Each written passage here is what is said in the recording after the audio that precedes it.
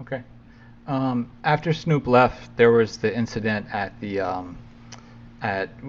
Masterpiece show or whatever. The guy who works for No Limit or worked for No Limit, who was kind of Masterpiece right hand man, did an interview recently, and I'll just tell you his kind of brief side of the story, and then you can kind of fill in the blanks or tell me what was missed or what was accurate or not.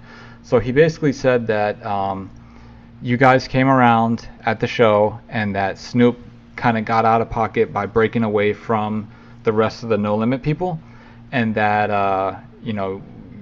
one of you guys laid hands on him. He took off running. He ran directly into the police, and that he had like a pound of weed or something on him when he ran up to the cops.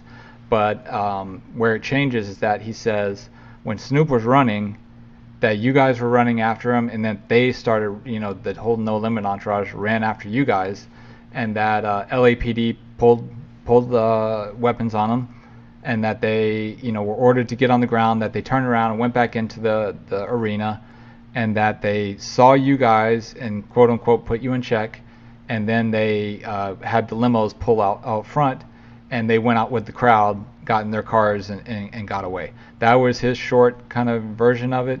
Can you tell me your side of it from the beginning as far as when you decided to go over there? What was the motivation and what was the plan? Well, the motivation was there to go to talk to Snoop, because that's when he had just been released or signed his rights to a P.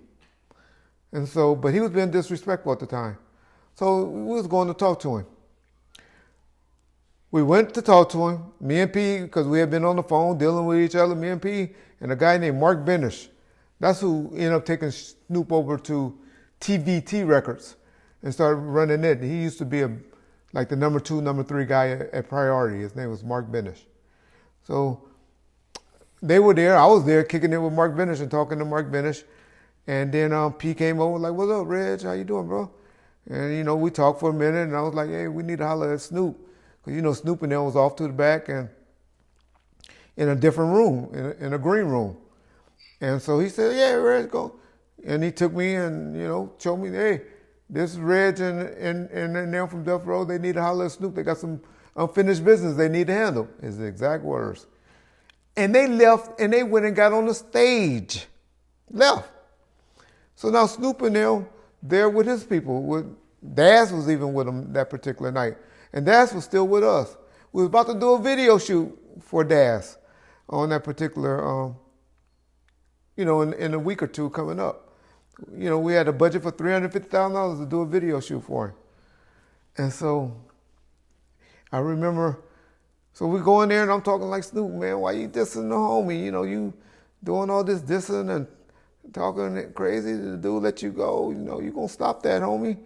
You're going to be running around LA, you're going to stop that, Come on, Snoop, we bigger than this. It's all good, And Snoop was like, "Yeah, fuck that nigga," or, "that nigga did something," or he said something crazy. I said, "What?" Never heard Snoop talk like that.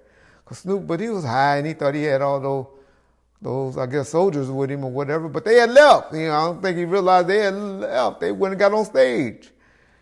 And so, like, Snoop. So I said, "Trey, you hear what that nigga said? I told Trey, you better bomb on that nigga." And Trey bombed on him. Snoop took off and ran, as in his own statements, in the police report, or whatever y'all want to call that document, because we knew where y'all was stationed at. Not how the old boy explains it. He said, "We knew where they were stationed at, so we ran towards y'all in fear of our lives." Dad's hollering, "They have guns, they have guns. They got guns." We go chasing them, trying to get away from them.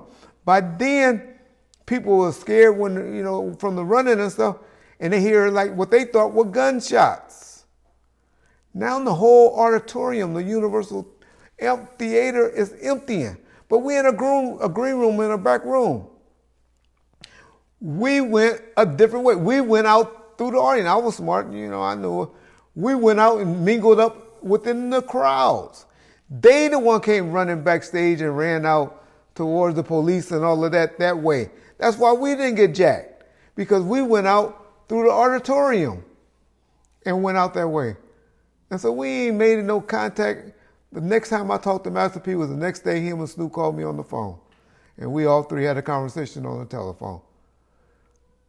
I ain't seen no limit soldier, no police or anything on that particular night. It was only about 5 or 6 of us, and we got out of there with no problems. Only thing Master P was like, man, Reg, luckily it was towards the end of the show, man, you cost me a couple of $100,000, man. You know, and he just jokingly said that, but he ain't never asked or saying, y'all gonna pay me back, because that's what we was been hollering. You niggas gonna pay us back our money. We lost out, you know. But he ain't said nothing like that, P. P just said, man, Reg, we're gonna continue to have problems. And Snoop was on the phone. He said, I got Snoop on the phone. And Snoop was like, Reg, what's up? Every time we see each other, it's gonna be like this? I was like, no, Snoop, you was the one, you know, being disrespectful and kept talking and all of that. And I said, but it's all good. We were just coming to holler at you, Snoop.